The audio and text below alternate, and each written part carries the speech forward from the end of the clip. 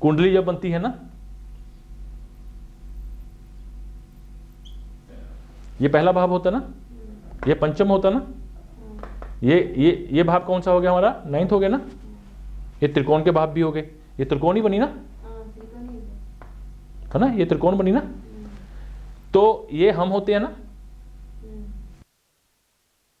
ये हम 9th भाव पिता है ना।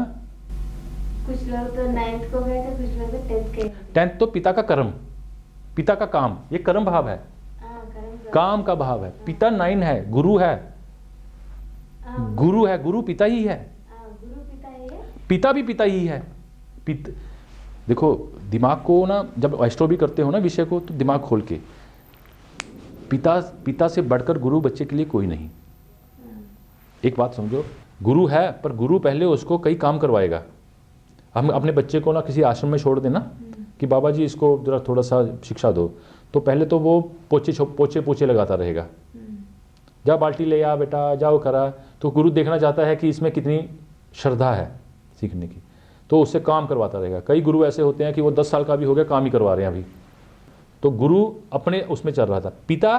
पिता उससे काम नहीं करवाएगा, पिता पग समझाएगा, बेटा ऐसा नहीं करते, इसमें लॉस है, आपने ऐसा करना है। क्योंकि पिता तो निस्वार्थ है ना, उसकी अपनी संतान है ना वो, समझिए आप। तो ये पिता है, पिता एक्चुअल वाला पिता, और यही गुरु का भी घर है, क्योंकि पिता ही गुरु है।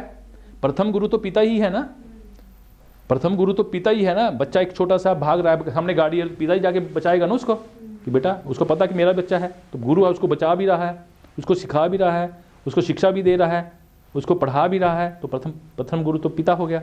तो ये पिता का भाव, तो इसको मानो, उसमें मत जाओ, अपना दिमाग लड़ाओ, अपनी लाइफ बचाओ।